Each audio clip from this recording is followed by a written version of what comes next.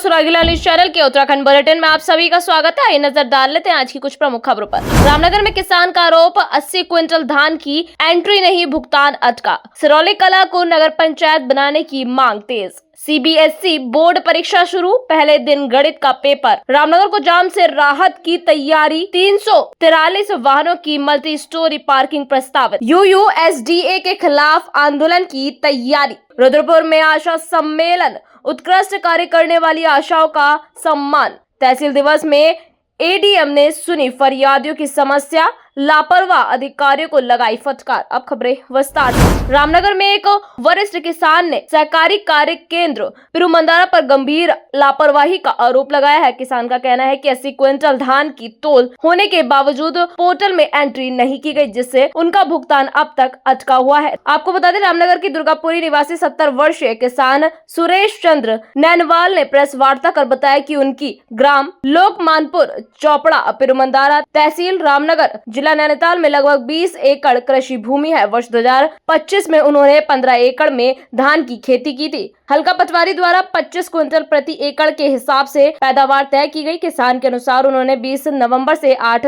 दिसंबर 2025 के बीच कुल 162.80 क्विंटल धान सहकारी क्रय केंद्र पिरुमंदारा में बेचा, जो कृषि उत्पादन मंडी समिति रामनगर में दर्ज है। लेकिन उनका आरोप है कि 18 नवंबर 2025 को बेचे गए 80 क्विंटल धान की प्रविष्टि क्रय पोर्टल में दर्ज नहीं की गई। इस कारण उन्हें उस धान का भुगतान नहीं मिला। किसान का कहना है कि उन्होंने केंद्र संचालक पन्ना लाल को व्हाट्सएप के माध्यम से सूचना दी, लेकिन फिर भी एंट्री नहीं की गई। मामले में एडीओ विपिन सिंह को भी शिकायत दी गई, लेकिन अब तक कोई कार्रवाई नहीं हुई है। और उसको बेचा इन्होंने मंडी समिति को। मेरा नाम सुरेश नैनवाल, पुत्र हैदर नैनवाल, निवासी ग्राम लोकमानपुर चोपड़ा। अच्छा, क्या मामला है आपका? मामला मेरा है कि मैंने सरकार को तौल पर धान बेचे थे, जो सरकारी तौल पर थे, फिर मदारा सेंटर पे, जहाँ पर मेरी 18/11/25 की पर्ची का हिसाब से नहीं चढ़ाया इन्होंने, न ही मुझे उसकी शिक्षा दी। जब मैंने इसे पता करा, बोला साहब तो पोर्टल बंद हो गया, आप सीएम को शिकायत करें। मैंने सीएम के पोर्टल पर शिकायत करी। वहाँ से मेरे पे फोन आया है एडीओ का, बोले आपकी क्या शिकायत है? मैंने कहा था मेरे 18/11/25 का पेमेंट नहीं मिला है, उसका आशिक नहीं कटी है।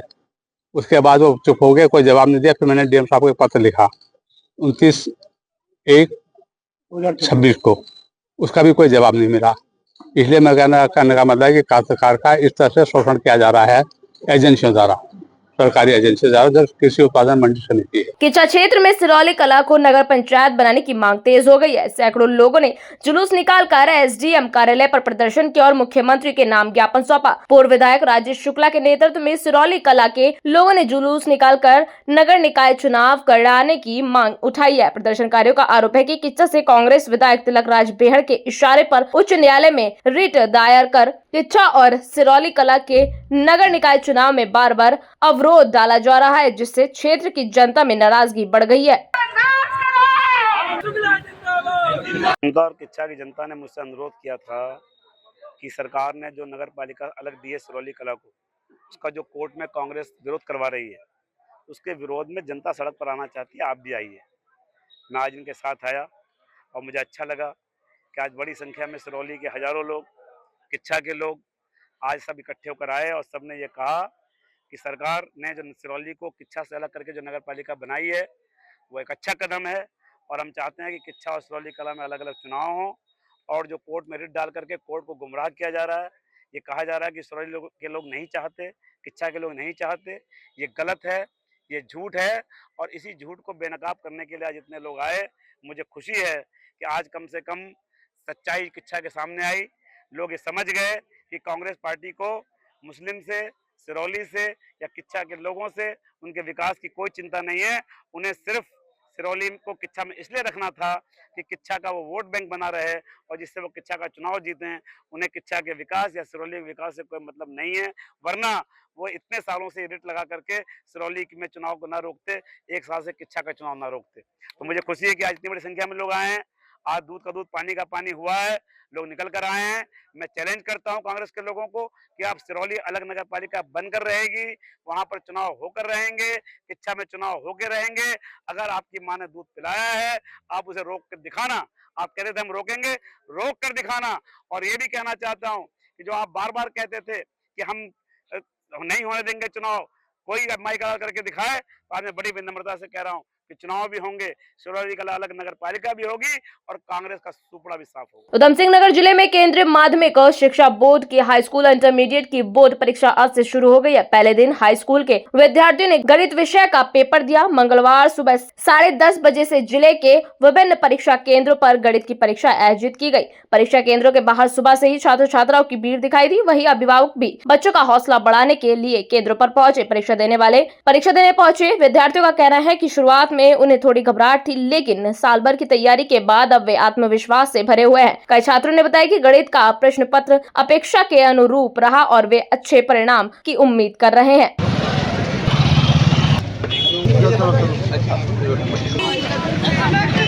डर लग रहा है शुरुआत में, पर पढ़ के आए हैं, 100% देंगे, पूरा बढ़िया पेपर जाएगा। पहले थोड़ा डर लग रहा था, जा रहे हैं, सेंटर पे आ गए हैं, अंदर देखेंगे। बस कॉन्फिडेंट हूँ मैं तो अंदर से। मोदी जी को भी धन्यवाद करना चाहूँगा, उन्होंने हमारे लिए इतना बढ़िया सोचा बच्चों के लिए। अब बच्चों से मैं यही बोलूँगा, डरना मत, बस अपना 100% देना, पेपर अच्छा ही जाएगा। आपका नंदिनी इसका पहला दिन है, बहुत हमारे लिए इम्तिहान की घड़ी है। हमने इसको साल भर जो पढ़ा है, आज हम सब उस पर टेस्ट होगा हमारा। एंड आई थिंक कि हम अच्छा करेंगे। हमारा पूरा स्कूल बहुत मेहनती है, हमारे टीचर्स बहुत मेहनती है, बच्चे बहुत मेहनती है और हमको बहुत कॉन्फिडेंस है कि हम बहुत अच्छा करेंगे और सबका नाम रोशन करेंगे। मैं अपने भाव से, मेरा भाव है कि मेरे को अपना बेस्ट देना है। मेरे को ये नहीं पता कि मेरा रिजल्ट कैसा आएगा या फिर मैंने क्या करा है। वो पास्ट में और वो फ्यूचर में मैं हूँ, मैं प्रेजेंट में कर सकती हूँ और मैं उस प्रेजेंट को बेस्ट बनाने की कोशिश करूँगी। होपलेस तो सभी होते हैं कहीं ना कहीं, बट होपलेस तो सब कभी ना कभी लाइफ में होते ही होते हैं, बट उससे आगे बढ़ना भी हमको सीखना चाहिए और उससे आगे जाना चाहिए। अरे भाई जरा रुकिए, कहाँ जा रहे हैं? आपके पास आईडी कार्ड है क्या? ठीक है, आप जा सकते हैं।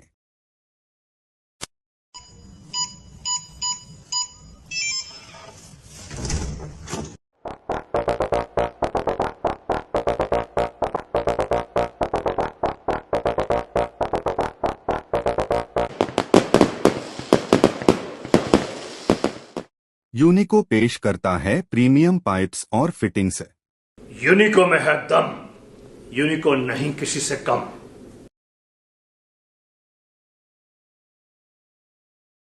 चाहे तो एक साथ होनी चाहिए, सब लोग एक साथ बैठना ही नहीं चाहते। पापा, ट्राई दिस। लो, सब लपक लीजिए।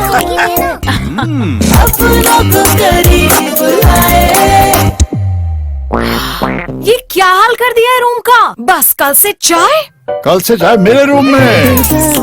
देवर पर नमकीन।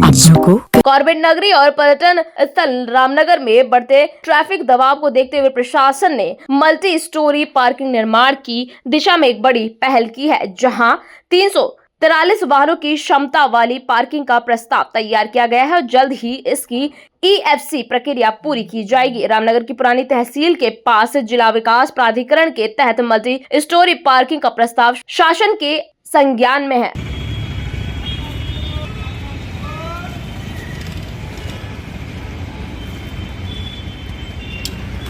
रामनगर की मल्टी स्टोरी पार्किंग है वो शासन के संज्ञान में है और उसमें उसकी EFC होनी है। उसमें 343 वाहनों की पार्किंग का प्रस्ताव है और यहाँ पर जो कॉर्बेट के सफारी और अन्य जो टूरिस्ट हैं तो यहाँ भरमार रहती है।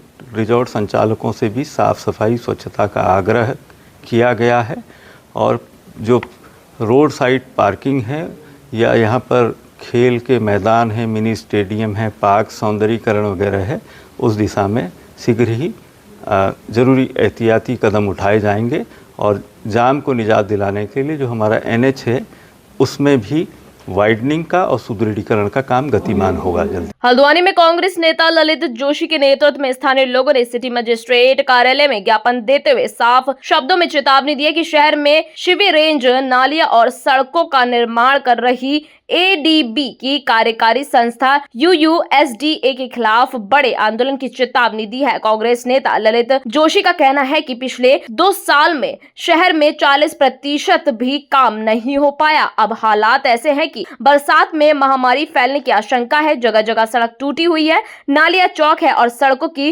गुणवत्ता पर बिल्कुल भी ध्यान नहीं दिया जा रहा है। ऐसे में शहर की आंतरिक सड़कें, नालियां और सीवरेज का चल रहे काम में भारी अनियमितताएं हैं, जिसको लेकर लोगों को परेशानी उठानी पड़ रही है। महीनों से गलियां खुदी हुई है, उन्हें ठीक करने वाला कोई नहीं है। लोगों की गाड़ियां घरों के अंदर सालों से बंद है, सड़कें क्षतिग्रस्त पड़ी है। ऐसे में यदि जल्द गुणवत्तापूर्ण निर्माण कार्य शुरू नहीं हुआ तो लोगों द्वारा एक आंदोलन किया जाएगा। बुला लीजिए आप, और साहब कुछ नहीं, कोई रास्ता नहीं बचेगा साहब। कुछ लोग आए थे जो कि हमारे हल्द्वानी नगर क्षेत्र में यूयूएसडीए के द्वारा जो एडीबी फंडेड प्रोजेक्ट है उसके तहत अवस्थापना सुविधाओं के संबंध में बहुत सारे कार्य गतिमान हैं और इसमें जो कि मोहल्लों में सड़कें भी बननी हैं, ड्रेनेज का प्लान भी है, तो उसको लेकर काम हो रहे हैं। और कुछ शिकायतें यहाँ पे मिली हैं, जैसे कि कार्य जो है वो एक निर्धारित टाइम फ्रेम में नहीं हो रहा है और उसको स्कैटर्ड वे में सभी जगह खोदा जा रहा है और सभी जगह काम करके उसको फिनिश नहीं किया जा रहा है। एक जो समयावधि निर्धारित की गई है कि उसको पूर्ण हो जाना चाहिए, उसमें न होने की वजह से लोगों को असुविधा का सामना करना पड़ रहा है।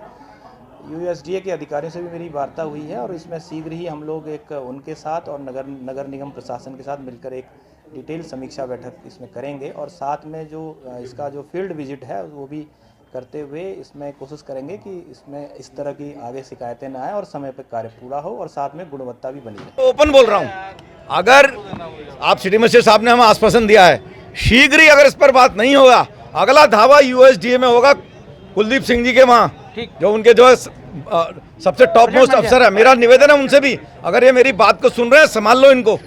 तमाशा बना करके रख दिया पूरा। बाहरी ठेकेदारों को तो जाना चाहिए, सरकार को नीति पास करनी चाहिए बाहरी ठेकेदारों के लिए। तमाशा बना के रख दिया, हमारे बच्चों को रोजगार छीन रहे हो, हम ही पर फॉल इन हो रहे हो। मर्जी आ रही है कि यहाँ खोद रहे हो, वहाँ काम किया, काम कैप्चर करने की हो रही है तमाशा कि मैं कितना काम कैप्चर कर लूँ, यहाँ कैप्चर कर लूँ फिर वहाँ कैप्चर कर लूँ। तमाशा बनाना, भगाओ इनको। मैं तो सारे युवाओं से कह रहा हूँ, अगर अपने उत्तराखंड के अंदर अपने बचाना है, जितने बाहर के ठेकेदार हैं इनको उनका घर का रास्ता दिखाओ, वहाँ का गुजरात का। उधम सिंह नगर के रुद्रपुर में आशा सम्मेलन का आयोजन किया गया, जिसमें जनपद भर के 800 से अधिक आशा वर्करों ने भाग लिया। सम्मेलन में उत्कृष्ट कार्य करने वाली आशाओं को सम्मानित भी किया गया। रामपुर रोड स्थित एक रिजॉर्ट में आयोजित इस सम्मेलन में मुख्य अतिथि के रूप में सांसद अजय भट्ट शामिल हुए। उन्होंने आशा वर्करों को स्वास्थ्य विभाग की रीढ़ बताते हुए कहा कि सरकार की योजना को जनता तक पहुंचाने में उनका योगदान बेहद अहम है। सांसद ने कहा कि आशा वर्कर अपनी मांगों को लेकर समय समय पर सरकार को ज्ञापन देती रही है और उनकी कई मांगे पूरी भी की जा चुकी है, जबकि अन्य मांगों पर भी सरकार सकारात्मक रूप से कार्य कर रही है। मैं बताना चाहूँगा, अरे यार फोटो मार ली, विकास फोटो मार ली।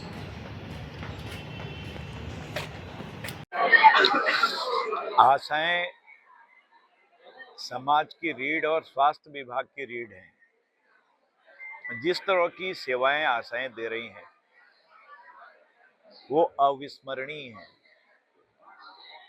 बच्चे के पैदा होने से लेकर उसके पूरे दिनों में परवरिश करना, जब तक कि वो हॉस्पिटल में रहता है, टीकाकरण जितने होते हैं उतने टीके लगाना, गांव-गांव, मोहल्ले-मोहल्ले, घर-घर में जाकर लोगों को अवेयर करना, जिस चीज़ की ज़रूरत है वो चीज़ें दिलवाना।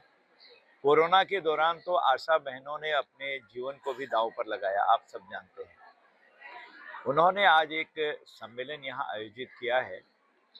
मैं यहाँ के जो सीएमओ हैं और उनकी पूरी टीम है डॉक्टर्स की, उनको बधाई देता हूँ कि हम लोग यहाँ आकर सीधे सीधे अपनी बहनों के साथ वार्तालाप कर रहे हैं। हमारे माननीय विधायक हैं, माननीय मेयर साहब हैं, ये टीम पूरी हमारी यहाँ पर बैठी हुई है, जिससे कि उनका उत्साह वर्धन हो। यद्यपि कई प्रॉब्लम्स उनकी भी हैं, कई मांगे भी हैं, वो समय समय सब उसकी ओर हमारी सरकारों का ध्यान है, कभी न कभी वो पूरी होंगी। आज आशा सम्मेलन किया जा रहा है, बड़ी संख्या में आशाएं उपस्थित हुई हैं।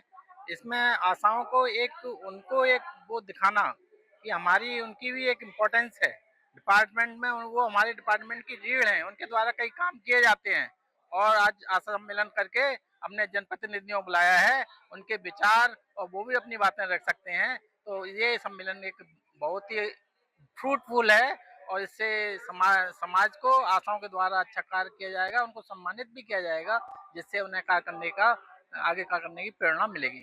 Thank you.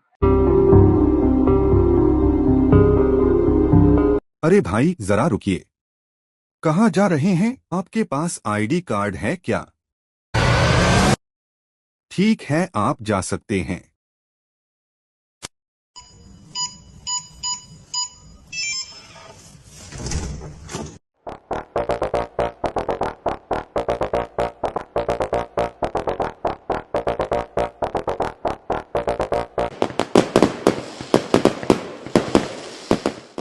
यूनिको पेश करता है प्रीमियम पाइप्स और फिटिंग्स।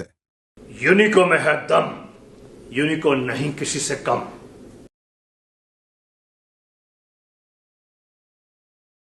चाहे तो एक साथ होनी चाहिए, सब लोग एक साथ बैठना ही नहीं चाहते। पापा ट्राई दिस। लो सब लपक लिए।